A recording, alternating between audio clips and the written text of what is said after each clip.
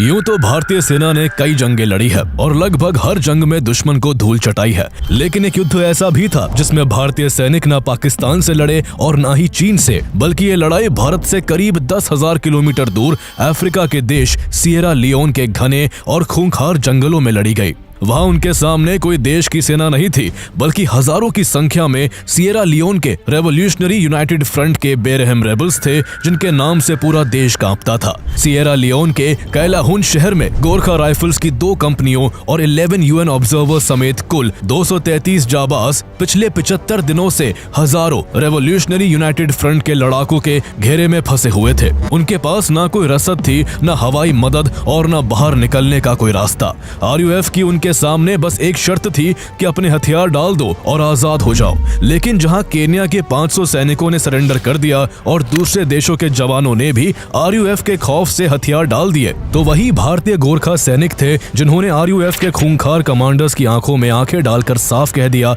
कि ये सिर कट सकता है लेकिन झुक नहीं सकता। पिछले 75 दिनों तक ये जवान भूखे प्यासे रहे, बेहद खराब हालात में जिए, लेकिन उन्होंने हथियार डालने से इनकार कर दिया। और यही से शुरू होता है भारतीय सेना का सबसे साहसी अभियानों में से एक, operation khukri.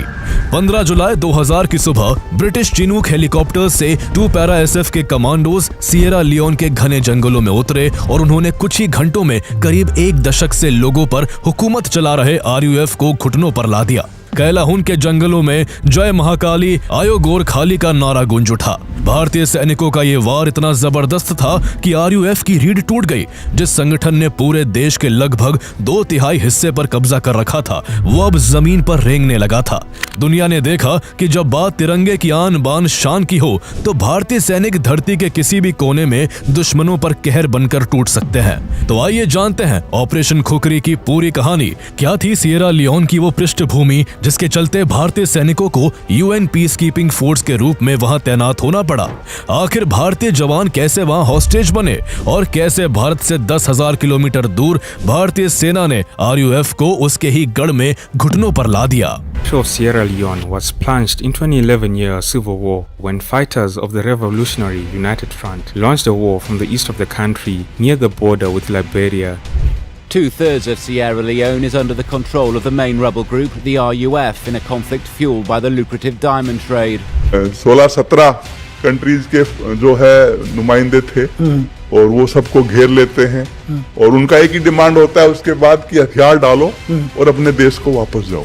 In the heart of Sierra Leone's civil war, Indian soldiers led one of the most daring UN peacekeeping missions ever, Operation Khukri. Sierra Leone West Africa का एक छोटा और बेहद खूबसूरत देश है। इसकी सीमा नॉर्थ एंड ईस्ट के गिनी से और साउथ में लाइबेरिया से मिलती है और बाकी वेस्ट का हिस्सा अटलांटिक ओशन से लगा हुआ है। यहाँ की ज्योग्राफी की वजह से ये देश काफी ज्यादा नेचुरल रिसोर्स से रिच है और यहाँ भर भर के डायमंड माइंस मौजूद है। जाहिर है इतने कीमती रिसोर्स के साथ कोई भी देश बेहद अमीर बन सकता है, लेकिन सिएरा लियोन की किस्मत इतनी अच्छी नहीं थी। साल 1808 में सिएरा लियोन को अंग्रेजों ने अपनी कॉलोनी बना लिया था। दशकों तक ब्रिटेन ने यहाँ रूल किया, यहाँ के रिसोर्सेज को इस्तेमाल किया, लेकिन लोकल इंस्टीट्यूशंस को मजबूत करने पर कभी ध्यान नहीं दिया। आखिरकार 1961 में सिएरा लियोन को अंग्रेजों से आजादी मिली, लेकिन आजादी के बाद जो सरकारें बनी वो भी जनता की उम्मीदों पर खरी नहीं उतर सकी। सत्ता में बैठे लोगों ने डायमंड से मिलने वाले पैसों को देश के विकास की बजाय अपनी जेब भरने में लगाया। करप्शन आम बात बन गई, सरकारी सिस्टम कमजोर होता रहा और आम लोगों तक कोई सरकारी फायदा नहीं पहुंचा। आम जनता को न ठीक से खाना मिला, न हेल्थ केयर मिला और न ही बच्चों को एजुकेशन मिली। नतीजा ये हुआ कि इतना रिसोर्स रिच देश होने के बावजूद सिएरा लियोन गरीबी, इंस्टेबिलिटी और इंटरनल कॉन्फ्लिक्ट की तरफ बढ़ता चला गया। 1990s के दशक में यही सारी परेशानियां एक ज्वालामुखी की तरफ फटने लगी, जिसने इस खूबसूरत देश को धरती का जलता हुआ नर्क बना दिया। साल 1991 में सिएरा लियोन के पड़ोसी देश लाइबेरिया में तानाशाह चार्ल्स टेलर का शासन था। वो एक खतरनाक आदमी था जिसकी नजरें सिर्फ लाइबेरिया तक सीमित नहीं थी, वो आसपास के देशों पर भी कब्जा करना चाहता था। चार्ल्स टेलर को अच्छी तरह पता था कि सिएरा लियोन की सरकार बहुत वीक और करप्ट है और लोग उससे पूरी तरह तंग आ चुके हैं। इसी कमजोरी का फायदा उठाने के लिए उसने सिएरा लियोन के ही एक रेबल फोडे सांको को आगे किया और उसके नेतृत्व में रेवोल्यूशनरी यूनाइटेड फ्रंट यानी आरयूएफ नाम का एक आर्म्ड रेबल ग्रुप खड़ा किया। आरयूएफ ने सिएरा लियोन के लोगों के सामने खुद को एक लिबरेशन फोर्स के तौर पर पेश करते हुए ये दावा किया कि वो करप्ट सरकार को हटाकर सिएरा लियोन को आजाद कराना चाहता है। बहुत से गरीब लोग उनके झांसे में आ गए क्योंकि उन्हें लगा कि शायद यही बदलाव का मौका है, लेकिन हकीकत क्या थी शायद कोई नहीं जानता था। लोकल लोगों की मदद से आरयूएफ ने सिएरा लियोन की सरकार को उखाड़ने के लिए बगावत करना शुरू कर दी और यहीं से सिएरा लियोन एक लंबे और खौफनाक संघर्ष की तरफ बढ़ने लगा। इसके बाद चार्ल्स टेलर ने आरयूएफ को हथियार, ट्रेनिंग और लॉजिस्टिक्स देना शुरू किया। हथियार मिलते ही रेवोल्यूशनरी यूनाइटेड फ्रंट ने सिएरा लियोन के गांवों और कस्बों पर हमला कर करके इलाकों पर कब्जा करना शुरू कर दिया। आरयूएफ के लोग जैसे ही किसी इलाके को अपने कंट्रोल में लेते तो सबसे पहले वो लोगों को डेमोक्रेसी के खिलाफ भड़काते। अगर कोई उनकी बात का विरोध करता तो उनका असली शैतानी रूप सामने आ जाता। वो लोगों के हाथ काट देते थे ताकि वो कभी जिंदगी में वोट ना कर सके। वो जगह जगह पोस्टर लगाते जिस पर लिखा होता था वोट एंड डाई।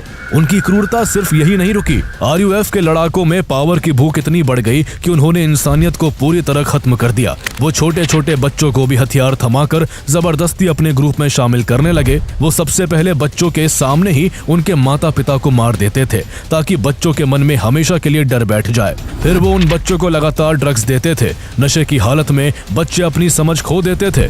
इसके बाद उन्हें भड़काया जाता था कि उनके घरवाले उनके साथ धोखा कर रहे थे और फिर उन्हीं बच्चों से उनके करीबी लोगों को गोली मरवा दी जाती थी। इतना ही नहीं, वो छोटी बच्चियों को अपना स्लेव बनाकर रखते थे और जिसको मन करता उसे पकड़ते या जिंदा जला देते। सिएरा लियोन की सरकार पहले ही करप्ट और कमजोर थी, इसलिए वो इन रेबल्स से लड़ नहीं पा रही थी। देखते ही देखते नेचुरल रिसोर्सेज से भरा ये स्वर्ग जैसा देश नर्क से आए हैवानों का अड्डा बन गया था।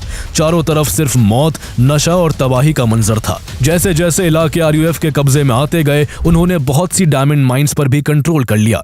करोड़ों डॉलर के डायमंड्स को लाइबेरिया के रास्ते स्मगल किया जाता था और फिर उनसे मिलने वाले पैसों से हथियार खरीदे जाते थे।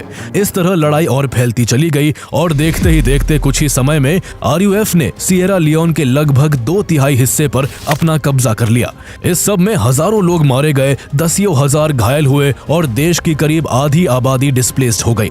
इस तरह सिएरा लियोन लगभग टूटने की कगार पर पहुंच चुका था। इस हालात में अब इंटरनेशनल कम्युनिटी के लिए चुप रहना मुश्किल था। यह सिर्फ एक इंटरनल कॉन्फ्लिक्ट नहीं रह गया था, बल्कि एक ह्यूमैनिटेरियन क्राइसिस बन चुका था। हालात इतने बिगड़ चुके थे कि यूनाइटेड नेशंस को आखिरकार इंटरवेंशन करने का फैसला लेना पड़ा। 1999 में यूएन ने सबसे पहले एक पॉलिटिकल रूट अपनाया। यूएन की मीडिएशन में सिएरा लियोन की सरकार और रेवोल्यूशनरी यूनाइटेड फ्रंट के बीच एक पीस एग्रीमेंट कराया गया, जिसका मकसद तुरंत सीजफायर लागू करना और लड़ाई रोकना था। इसी प्रोसेस के तहत जुलाई 1999 में प्रेसिडेंट अहमद तेजान कबा और आरयूएफ के लीडर फोडे संको के बीच लोम पीस अकॉर्ड साइन हुआ। इस पीस अकॉर्ड में एक बड़ा कंट्रोवर्शियल फैसला भी लिया गया, जिसके तहत आरयूएफ के लीडर फोडे संको को मेन स्ट्रीम पॉलिटिकल सिस्टम में लाया गया और उसे commission for the management of strategic resources, natural reconstruction and development का चेयरमैन बनाया गया। यह पद प्रैक्टिकली बहुत पावरफुल था क्योंकि इसके जरिए डायमंड माइंस जैसे स्ट्रेटेजिक रिसोर्सेज पर निगरानी और नियंत्रण होता था। यानी जिन हीरो के लिए आरयूएफ ने सालों तक लोगों के हाथ काटे, बच्चों को हथियार थमाए और देश को तबाह किया था, वही डायमंड रिच एरियाज अब इनडायरेक्ट रूप से फिर से फोडे सांको और आरयूएफ के इन्फ्लुएंस में चले गए। इतना बड़ा और विवादित फैसला सिर्फ इसलिए लिया गया था ताकि आरयूएफ अपने हथियार छोड़ दे और सिएरा लियोन में शांति की शुरुआत हो सके। लोम पीस अकॉर्ड के बाद इस समझौते को जमीन पर भी लागू कराने के लिए यूनाइटेड नेशंस ने अक्टूबर 1999 में एक बड़ा पीस कीपिंग मिशन शुरू किया, जिसे United Nations mission in Sierra Leone यानी UNAMSIL कहा गया। इस मिशन के मेन एम थे आरयूएफ को डिसआर्म करना, युद्ध के दौरान पकड़े गए हॉस्टेजेस को छुड़ाना और देश में एक बार फिर से डेमोक्रेटिक सिस्टम को खड़ा करना ताकि वहां परमानेंट पीस आ सके। यह उस समय यूएन का सबसे बड़ा पीस कीपिंग मिशन था, जिसमें भारत, ब्रिटेन, बांग्लादेश, नाइजीरिया, घाना, केन्या और जाम्बिया समेत दुनिया भर के दर्जनों देश की सेनाएं शामिल हुई। इस मिशन में शुरुआत में 6000 की फोर्स तैनात की गई, लेकिन मिशन के आखिर तक इसमें कुल मिलाकर 17,500 से ज्यादा पीस कीपर्स शामिल हुए। इनमें से एक बड़ा और अहम योगदान भारत का था। इंडिया ने इस मिशन में लगभग 4000 सैनिक भेजे, जो उस समय किसी भी देश की तरफ से भेजी गई सबसे बड़ी कॉन्टिंजेंट में से एक थी। इस वजह से भारतीय सैनिक इस पूरे मिशन की रीढ़ थे। भारत की तरफ से इसमें 58 Gorkha rifles, 14th mechanised infantry और 23rd मैकेनाइज्ड इन्फेंट्री की यूनिट्स शामिल थी, जिन्हें इंडियन बटालियन 1 यानी इंडबैट 1 नाम दिया गया था। इस बटालियन की मेन फोर्स के अलावा 2 कंपनियों को एक क्विक रिएक्शन फोर्स के रूप में अलग से भेजा गया, जिसमें 9 पैरा स्पेशल फोर्स के बेहद ट्रेंड सैनिक भी शामिल थे, जिनकी जरूरत सबसे खतरनाक सिचुएशंस में पड़ सकती थी। इंडिया ने सिर्फ ग्राउंड ट्रूप्स ही नहीं भेजे, बल्कि इंडियन एयरफोर्स के MI-35 अटैक हेलीकॉप्टर्स और MI-17 ट्रांसपोर्ट हेलीकॉप्टर्स भी इस मिशन का हिस्सा बने, जिनका इस्तेमाल मिशन के दौरान रेबल मूवमेंट्स पर नजर रखने में किया जाना था। यूनाइटेड नेशंस का यह मिशन कागज पर तो बहुत मजबूत था, लेकिन जमीन पर हालात बिल्कुल अलग थे। सबसे बड़ी दिक्कत यह थी कि लोम पीस अकॉर्ड के तहत RUF को बहुत ज्यादा छूट मिल गई थी। RUF इस बात पर अड़ा था कि वो अपने हथियार अपने तय किए हुए समय पर ही सरेंडर करेगा। इसके अलावा UNAMSIL के पीस कीपर्स को बेहद सख्त रूल्स ऑफ एंगेजमेंट में बांध दिया गया था। उन्हें सिर्फ निर्देश थे कि वो तभी गोली चला सकते हैं जब उनकी जान पर सीधा खतरा हो। इन सीमाओं की वजह से RUF के लोग बहुत ज्यादा अग्रेसिव होते चले गए और इसका नतीजा ये हुआ कि कई बार RUF के लड़ाके खुलेआम उन्हें धमकाते, उनके हथियार छीन लेते या हमला करते और पीस कीपर्स हाथ बांधे खड़े रह जाते थे। इस माहौल में जहां दूसरे देशों की टुकड़ियां RUF के सामने हथियार डाल देती थी, वहीं भारतीय जवान बिल्कुल अलग तस्वीर पेश कर रहे थे।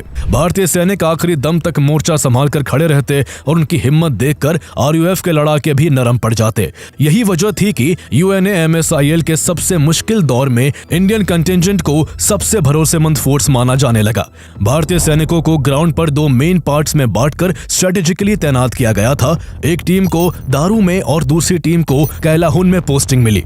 ये वो इलाके थे जहां RUF रेबल्स की पकड़ सबसे ज्यादा मजबूत थी और जहां वो एक दशक से आतंक फैला रहे थे।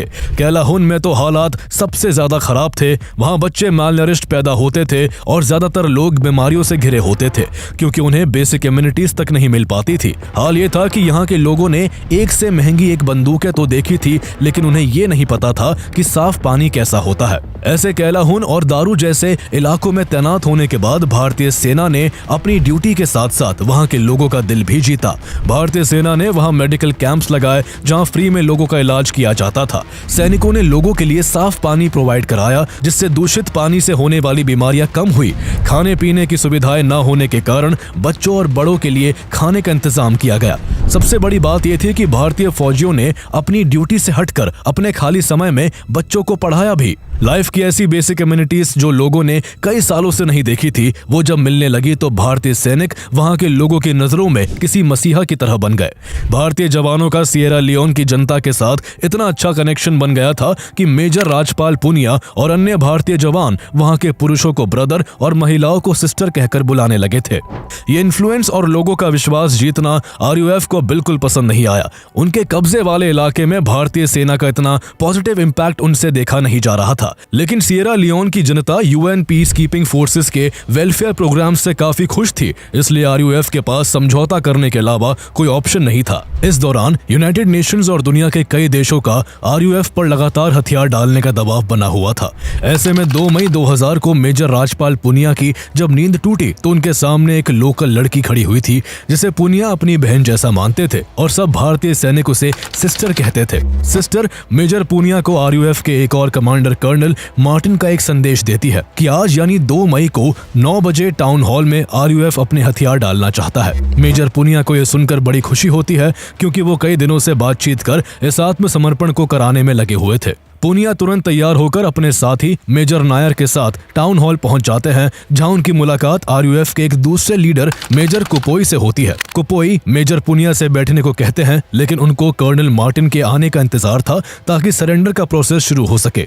मेजर पुनिया मखमली सोफे पर बैठे ही थे कि तभी उन्हें एक जोर की आवाज सुनाई दी और टाउन हॉल का बड़ा सा लोहे का गेट बंद कर दिया गया। कुछ देर पहले तक मुस्कुरा रहे मेजर कुपोई का चेहरा एकदम गंभीर हो जाता है उसके साथ आए 10-12 लड़ाके पीठ से पीछे से बंदूक निकालते हैं और सारी बंदूकें मेजर पूनिया की तरफ तन जाती है। मेजर राजपाल पूनिया, जो RUF रेबल्स को सरेंडर कराने के लिए यहाँ आए थे, वो अब खुद मेजर नायर के साथ हॉस्टेज बन चुके थे। इसके बाद मेजर कुपोई उनके पास आता है और उनके कंधे की तरफ इशारा करते हुए जहां इंडिया लिखा हुआ था, जोर से चिल्लाते हुए कहता है, खून का बदला खून से लिया जाएगा। इसके बाद एक दरवाजा खुलता है और एक जाना पहचाना चेहरा एंटर करता है। यह चेहरा उसी सिस्टर का था जो मेजर पूनिया को यहाँ बुलाकर लाई थी, लेकिन उस वक्त उसके चेहरे पर लाचारी या मासूमियत नहीं बल्कि सख्ती की सिलवटें थी और उसके कंधे पर रॉकेट लॉन्चर था। मेजर पूनिया ये देख हैरान रह गए कि जिसे वो अपनी सिस्टर मानते रहे थे, वो असल में RUF की ही मेंबर थी। दरअसल इससे एक दिन पहले 1 मई को सिएरा लियोन के मकेनी में United Nations peace keeping force की केनियाई फोर्सेस और RUF के बीच एक खूनी झड़प हुई थी और इसमें RUF के करीब 20 लड़ाके मारे गए थे। भारतीय यूनिट को मकेनी में हुई इस घटना के बारे में कुछ भी नहीं पता था और इसलिए मेजर राजपाल पूनिया RUF के जाल में फंसकर टाउन हॉल आए थे। इसके बाद दोपहर होते होते पूनिया और उनके साथ आए लोगों को एक बैरक में बंद कर दिया जाता है जहां खाने पीने का कोई इंतजाम नहीं था। इसलिए पूनिया मेजर कुपोई से रिक्वेस्ट करते हैं कि उनके कैंप से कुछ खाने का सामान मंगा ले। कुपोई मेजर पूनिया के साथ आए ड्राइवर को आर्मी कैंप की तरफ भेज देता है, लेकिन ड्राइवर ने वहां जो देखा उसे देखकर उसके भी होश उड़ गए। RUF के लड़ाकों ने भारतीय कैंप्स को चारों तरफ से घेर लिया था। दोपहर से ही यहाँ तनाव की सिचुएशन बनी हुई थी। इधर RUF के लोगों ने कैप्टन सुनील को बंधक बना रखा था और वो भारतीय जवानों से हथियार डालने को कह रहे थे, लेकिन भारतीय जवान इसके लिए तैयार नहीं थे। कैप्टन सुनील की जान खतरे में थी, लेकिन वो चिल्लाते हुए कह रहे थे, कोई भी हथियार नहीं डालेगा, चाहे ये लोग मुझे गोली मार दे। किसी भी हाल में हमारे तिरंगे की इज्जत कम नहीं होनी चाहिए। भारत से करीब 10,000 किलोमीटर दूर दूसरे कॉन्टिनेंट में भारतीय सैनिकों के साथ इतना कुछ हो रहा था, लेकिन पूरे देश को इसकी जरा सी भी खबर नहीं थी कि भारत के 233 जवानों को एक रेबल आर्मी ने हॉस्टेज बना लिया है। RUF ने सिर्फ भारत ही नहीं, UN पीस कीपिंग फोर्स में शामिल और भी देशों के सैकड़ों सैनिकों को हॉस्टेज बना लिया था। इसके बाद 8 मई को एक और बड़ी घटना हुई जिसने इस संघर्ष को और बढ़ा दिया। 8 मई को RUF के हेड फोडे सांको के घर के बाहर लोग पीसफुल प्रोटेस्ट कर रहे थे, लेकिन फोडे सांको के गार्ड्स ने भीड़ पर गोलियां चला दी, जिससे 21 लोगों की जान चली गई। इससे जनता का गुस्सा भड़क उठा, जिसके बाद RUF हेड फोडे सांको को 17 मई को गिरफ्तार कर लिया गया। अपने नेता की गिरफ्तारी पर RUF का गुस्सा 7वें आसमान पर पहुंच गया और वो भारत समेत सभी UN पीस कीपिंग फोर्सेस पर हथियार डालने का दबाव बनाने लगा। इस हॉस्टेज क्राइसिस ने फ्रेजाइल सीज फायर को पूरी तरह तोड़ दिया। इसके बाद हालात लगातार बिगड़ते चले गए। बात पहले UN तक पहुंची और फिर UN से होते हुए ये खबर भारत और पूरी दुनिया में फैल गई। हर कोई अपने अपने तरीके से इस हॉस्टेज क्राइसिस से निपटने की कोशिश कर रहा था। UN और दुनिया के कई देशों ने सभी सैनिकों को छोड़ने के लिए लाइबेरियन डिक्टेटर चार्ल्स टेलर पर प्रेशर डालना शुरू कर दिया, क्योंकि वही था जिसकी वजह से RUF इतना खूंखार बना था। आखिरकार चार्ल्स टेलर के कहने पर RUF इस शर्त पर तैयार हुआ कि जो भी सैनिक अपने हथियार डाल देंगे वो उनको रिलीज कर देंगे। यानी जो पीस कीपिंग फोर्स RUF से वेपन सरेंडर करवाने आई थी, अब RUF उन्हीं से हथियार डालने को कह रहा था। उनकी इस शर्त के चलते केन्या के 500 सैनिकों ने अपने हथियार डाल दिए और RUF ने उनको छोड़ दिया। केन्या के साथ साथ जाम्बिया समेत कई देशों की टुकड़ियों ने अपने हथियार सरेंडर कर दिए, लेकिन इसके बावजूद हॉस्टेज बने भारत के गोरखा जवान ऐसा करने को बिल्कुल भी तैयार नहीं हुए। गोरखा जवान सर कटा सकते थे, लेकिन उन्हें झुकना मंजूर नहीं था। भारतीय सैनिकों का साफ कहना था कि चाहे हमारी जान चली जाए, लेकिन हम हथियार नहीं डालेंगे। भारतीय जवानों की ऐसी हिम्मत देख RUF के लड़ाके गुस्से से आग बबूला हो गए और उन्होंने भारतीय सैनिकों की हिम्मत तोड़ने के लिए उन तक पहुंचने वाले खाने और पानी की सप्लाई भी बंद कर दी। इस तरह जवानों के पास सिर्फ कुछ दिन का ही खाना बचा था। ऐसे में अब गोरखा जवानों ने रिटेलिएट करने का पूरा मन बना लिया था। इधर भारत सरकार के ऊपर भी अपने सैनिकों को बचाने के लिए दबाव बढ़ता जा रहा था, इसलिए सरकार को तुरंत एक्शन लेना था। ऐसे में जब डिप्लोमेसी का कोई फायदा नहीं हुआ तो आखिरकार भारत ने UN अथॉरिटीज से कोऑर्डिनेट करते हुए सैनिकों को निकालने के लिए एक मिलिट्री ऑपरेशन का फैसला लिया, जिसका नाम ऑपरेशन खुखरी रखा गया। ये एक मल्टीनेशनल ऑपरेशन था जिसमें भारत समेत अन्य देशों के सैनिक भी शामिल थे। ऑपरेशन खुखरी का मुख्य उद्देश्य आरयूएफ के हजारों लड़ाकों की घेराबंदी को तोड़कर फंसे हुए जवानों को सुरक्षित निकालना था। इस मिशन के लिए इंडियन आर्मी ने घातक प्लाटून के करीब 120 जवानों को इंडिया से एयरलिफ्ट कर सिएरा लियोन भेजा। ये जवान वहां पहले से मौजूद भारतीय और अन्य देशों के पीस कीपर्स के साथ मिलकर ऑपरेशन को अंजाम देने वाले थे। ग्राउंड फोर्सेस को सुरक्षित रखने और आरयूएफ के काउंटर अटैक्स को रोकने के लिए घाना ने अपनी 2 इन्फेंट्री कंपनीज और नाइजीरिया ने भी 2 कंपनियां तैनात की। इसके अलावा एयर सपोर्ट का सबसे महत्वपूर्ण योगदान ब्रिटेन ने दिया। उसकी रॉयल एयरफोर्स के 2 भारी चिनूक हेलीकॉप्टर्स तैनात किए जो एक बार में बड़ी संख्या में सैनिकों को डिप्लॉय कर सकते थे। वही आरएएफ के एक C-130 ट्रांसपोर्ट एयरक्राफ्ट ने इस कॉम्प्लेक्स रेस्क्यू मिशन को टैक्टिकल एज दी। इस ऑपरेशन में भारत ने अपने एयर एसेट्स भी लगाए। सैनिकों को भेजने और बाहर निकालने के लिए 3 Mi-17 हेलीकॉप्टर्स, सपोर्ट के लिए 3 Mi-8s और रिकॉनिसेंस एंड कमांड कंट्रोल के लिए 4 चीता हेलीकॉप्टर्स भेजे गए। इस तरह ऑपरेशन खुखरी में कुल मिलाकर 2200 से भी ज्यादा सैनिक, मल्टी एयर प्लेटफॉर्म्स और एक्सटेंसिव सपोर्ट सिस्टम्स शामिल थे। पूरे मिशन की कमान पूरी तरह से इंडियन सेक्टर कमांडर के हाथ में थी। सैटेलाइट फोन्स के जरिए कैलाहुन में फंसी कंपनी तक ऑपरेशन की हर जानकारी पहुंचाई गई। ये कम्युनिकेशन जानबूझकर मलयालम भाषा में की जाती थी ताकि आरयूएफ किसी भी तरह से इसे इंटरसेप्ट ना कर सके। इस दौरान हॉस्टेज बने हुए जवान बहुत सावधानी बरत रहे थे और आरयूएफ के साथ घुल मिल कर रह रहे थे ताकि उनके हाव भाव से आरयूएफ के लड़ाकों को किसी भी ऑपरेशन की भनक ना लगे। लेकिन इस मिशन का सबसे बड़ा चैलेंज ये था कि इसमें कई देशों की सेनाएं शामिल थी, जिस कारण रेडियो फ्रीक्वेंसीज अलग, वेपनरी अलग और स्टैंडर्ड ऑपरेटिंग प्रोसीजर्स अलग थे।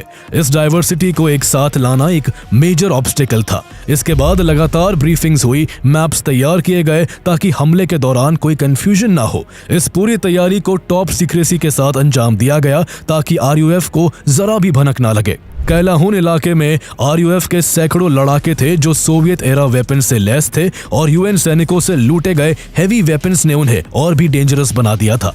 उनकी सबसे बड़ी स्ट्रेंथ घने जंगल टेरेन की नॉलेज और उसका टैक्टिकल यूज था, जिसमें वो सड़कें काटकर काउंटर अटैक्स करते थे। चाइल्ड सोल्जर्स, जिनकी संख्या हजारों में थी, उनकी पेट्रोल और चेक पॉइंट्स के लिए मेन स्ट्रेंथ थे। लेकिन ऑपरेशन खुखरी में शामिल भारतीय जवान भी पूरी तैयारी के साथ आगे बढ़ रहे थे। ऑपरेशन से कुछ दिन पहले 2 पैरा एसएफ के कमांडोज ने आरयूएफ टेरिटरी में चुपचाप घुसपैठ की। 7 दिनों तक ये कमांडोज भेष बदलकर आरयूएफ के इलाके में रहे। दिन में वो दुश्मन की पोजीशन स्काउट करते रहते और रात में उनके रेडियो ट्रैफिक को सुनते। घने जंगलों में रहते हुए उन्होंने डिटेल्ड मैप्स भी तैयार किए। ये सारी इंटेलिजेंस बाद में एक्सट्रीमली वैल्यूएबल साबित होने वाली थी। इस तरह कई हफ्तों की प्लानिंग के बाद फाइनल प्लान तैयार हो गया। प्लान ये था कि कैलाहुन में फंसे कुल 233 पीस कीपर्स को निकालकर दारू तक लाना था। पर चूंकि इस पूरे इलाके में आरयूएफ की टुकड़ियां फैली हुई थी, इसलिए दारू तक उनको डायरेक्ट लाना इतना आसान और सेफ नहीं था। इसलिए हॉस्टेज बने सोल्जर्स को पहले कैलाहुन से पेंडेम्बू नाम की जगह पर लाना था, जो कैलाहुन और दारू के बीच में पड़ती है। प्लान के मुताबिक एक कॉलम कैलाहुन में उतरकर वहां फंसे गोरखा राइफल्स के जवानों को सुरक्षित निकालने वाली थी, जबकि दूसरी कॉलम दारू से मूव करते हुए पूरे रास्ते को सिक्योर करती हुई पेंडेम्बू तक पहुंचती और आरयूएफ को वहां से हटाकर उस इलाके पर कंट्रोल कर लेती। पहली टीम, जिसे कैलाहुन में गोरखा जवानों को फ्री करने जाना था, उसको यहाँ पेंडेम्बू में दारू वाली कॉलम से मिलना था। इसके बाद सभी सैनिकों को यहीं से एयरलिफ्ट किया जाता और इसके लिए इस पूरे ऑपरेशन में इंडियन एयरफोर्स और ब्रिटिश रॉयल एयरफोर्स लगातार एयर सपोर्ट देने वाली थी। हर एक तैयारी पूरी हो जाने के बाद आखिरकार 15 जुलाई 2000 की सुबह लगभग 6 बजे 2 ब्रिटिश चिनूक हेलीकॉप्टर्स उड़ान भरते हुए कैलाहुन के ऊपर पहुंचते हैं। कुछ ही पलों में हेलीकॉप्टर का दरवाजा खुलता है और उसमें से 80 कमांडोज रस्सियों के सहारे कैलाहुन के जंगल में उतर जाते हैं। कुछ मिनट बाद एक जोरदार धमाका होता है और रेस्क्यू टीम के एक एक्सप्लोजिव से आरयूएफ के गढ़ की दीवार तोड़ दी जाती है। अचानक हुए इस हमले से आरयूएफ के लड़ाके पूरी तरह चौंक जाते हैं। उसी पल कमांडोज आरयूएफ के कमांड पोस्ट और एम्यूनिशन डिपो पर धावा बोल देते हैं। जंगल इतना घना था कि विजिबिलिटी बेहद कम थी, लेकिन कमांडोज बिना रुके आगे बढ़ते रहते हैं। यह हमला इतना अचानक और जबरदस्त था कि आरयूएफ के लड़ाकों को संभलने का कोई मौका नहीं मिलता। कुछ आरयूएफ फाइटर्स भागने और गोली चलाने की कोशिश करते, लेकिन अगले ही पल भारतीय कमांडोज के निशाने पर आकर ढेर हो जाते हैं। इसी समय अंदर घिरे हुए गोरखा राइफल्स के जवान भी काउंटर अटैक शुरू कर देते हैं। ये सैनिक पिछले 75 दिनों से हॉस्टेज बने हुए थे, जिनमें मेजर राजपाल पूनिया, मेजर नायर और कैप्टन सुनील भी शामिल थे, जिन्हें शुरू में आरयूएफ ने बंदी बना लिया था। अपने साथियों को सामने देखकर भारतीय जवानों में नई ताकत भर जाती है और वो आरयूएफ के लड़ाकों पर टूट पड़ते हैं। दोनों तरफ से दबाव पड़ते ही आरयूएफ की पकड़ यहाँ पूरी तरह टूट जाती है। गोरखा जवान कंपाउंड के अंदर मौजूद हथियारों को डिस्ट्रॉय कर देते हैं। रेस्क्यू टीम तुरंत उन्हें अपने साथ लेती है और कॉलम बनाकर दारू की ओर निकलने लगती है। लेकिन वापसी का रास्ता आसान नहीं था। लगातार बारिश की वजह से पूरा इलाका कीचड़ में बदल चुका था। जो ट्रक वहां जवानों के रेस्क्यू के लिए आए थे वो कीचड़ में फंस रहे थे और इस दौरान आरयूएफ के लड़ाके भी छिप छिप कर उन पर गोलियां चला रहे थे। सैनिकों को गोलियों की बौछार के बीच गाड़ियों को धक्का देना पड़ रहा था। हालात ऐसे थे कि खतरा आगे भी था और पीछे भी। इसी वजह से पैरा कमांडोज की एक टुकड़ी आगे चलने लगती है और दूसरी पीछे से सुरक्षा देने लगती है।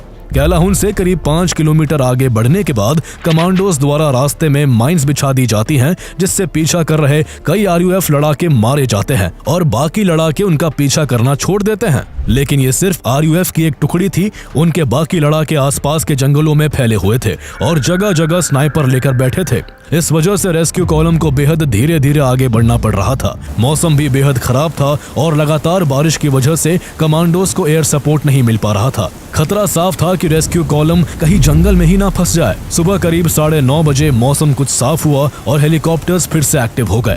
9:45 AM पर अटैक हेलीकॉप्टर्स Mi-8 हेलीकॉप्टर्स को सप्रेसिव फायर देना शुरू कर देते हैं। इसी दौरान 18th ग्रेनेडियर्स की एक कंपनी को एयरलिफ्ट कर गेहून के नॉर्थ ईस्ट में उतारा जाता है, जहां उन्हें कैलाहुन से आ रही रेस्क्यू कॉलम से लिंक अप करना था। करीब 10:20 AM पर रेस्क्यू कॉलम गेहून में 18th ग्रेनेडियर्स से लिंक अप कर लेता है।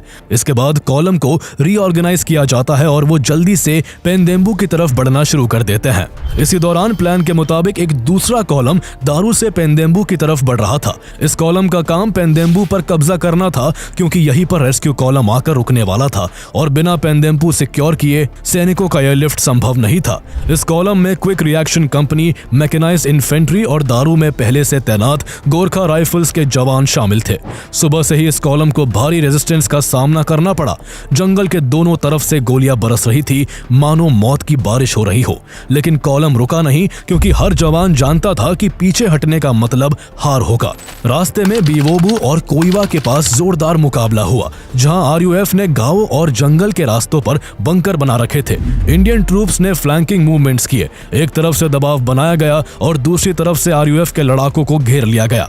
इसके बाद कॉलम तेजी से पेंदेम्बू की तरफ बढ़ते हुए आरयूएफ के बंकर्स पर स्मॉल आर्म्स फायर और मोटर से हमला करता रहा। इस तरह दोपहर तक दारू कॉलम पेंदेम्बू पहुंच चुका था। पेंदेम्बू में मुकाबला और भी भयानक होता है। भारतीय वायुसेना के हेलीकॉप्टर पेंडेम्बू में आरयूएफ के ठिकानों पर लगातार रॉकेट और गोलियों की बौछारें शुरू कर देते हैं। इस एयर सपोर्ट का फायदा उठाते हुए ग्राउंड पर दारू का column, quick reaction company and motorised infantry एक साथ रेबल्स की पोजीशंस को चीरते हुए चढ़ जाती है, मानो एक लहर उठी हो जो सब कुछ बहा ले जाना चाहती हो। करीब 300 मकानों को एक एक करके साफ किया जाता है, जिनमें आरयूएफ लड़ाके छिपे हो सकते थे। हर गली, हर कोने में छिपे रेबल्स नजदीक से फायरिंग कर रहे थे, ग्रेनेड फेंक रहे थे। लेकिन भारतीय सेना के आगे संख्या में कहीं ज्यादा होने के बावजूद आरयूएफ के लोग कहीं नहीं टिक सके। कुछ घंटों की इंटेंस लड़ाई के बाद पेंडेम्बू का ज्यादातर हिस्सा इंडियन ट्रूप्स के कंट्रोल में आ जाता है। पेंडेम्बू पर कब्जा होते ही कमांडो सभी पुलों और रास्तों पर कंट्रोल ले लेते हैं। ये बेहद जरूरी था, क्योंकि अगर आरयूएफ इन रूट्स को उड़ा देता तो कैलाहुन से आ रही रेस्क्यू कॉलम पेंडेम्बू तक पहुंच ही नहीं पाती। डिफेंसिव पोजीशंस मजबूत कर ली गई, क्योंकि कैलाहुन कॉलम को पहुंचने में शाम तक का समय लगने वाला था। शाम करीब 7 बजे मुश्किल हालातों को पार कर कैलाहुन से निकली रेस्क्यू टीम भी पेंडेम्बू पहुंच जाती है। लेकिन अब अंधेरा हो चुका था और इतने बड़े ग्रुप को रात में एयरलिफ्ट करना खतरनाक था। इसलिए फैसला लिया गया कि रात पेंडेम्बू में ही रुकेंगे। लेकिन रात में आरयूएफ के हमले का खतरा भी था, इसलिए स्काउट हेलीकॉप्टर लगातार उन रास्तों पर नजर रखे हुए था जिनका इस्तेमाल आरयूएफ रीइंफोर्समेंट के लिए कर सकता था।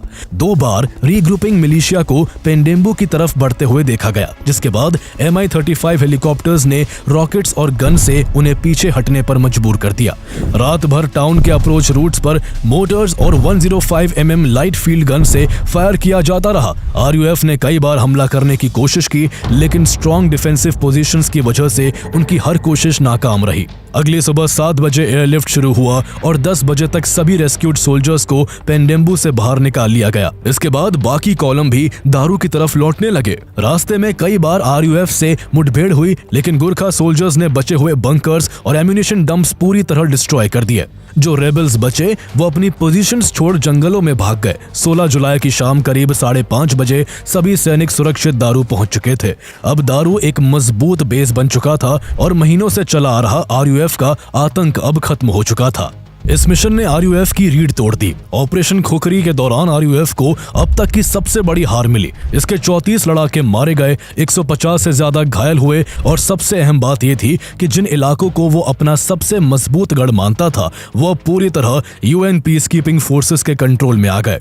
इसके बाद भविष्य में RUF फिर कभी वापस मजबूत स्थिति में नहीं आ सका। यही वजह थी कि ऑपरेशन खुखरी को सिर्फ एक रेस्क्यू मिशन नहीं माना गया, बल्कि यह भारतीय सेना का वो जोरदार जवाब था जिसने न सिर्फ RUF को जमीन पर ला पटका, बल्कि यूनाइटेड नेशंस की खोती हुई साख को भी बचा लिया। इस ऑपरेशन में दिखाई गई बहादुरी के लिए भारतीय सेना के कई जवानों को भारत सरकार द्वारा सेना मेडल और वॉर सर्विस मेडल जैसे सम्मान दिए गए, लेकिन इस ऑपरेशन में हवलदार कृष्ण कुमार लड़ते हुए शहीद हो गए थे। सिएरा लियोन के लोगों ने भी इस एहसान को कभी नहीं भुलाया।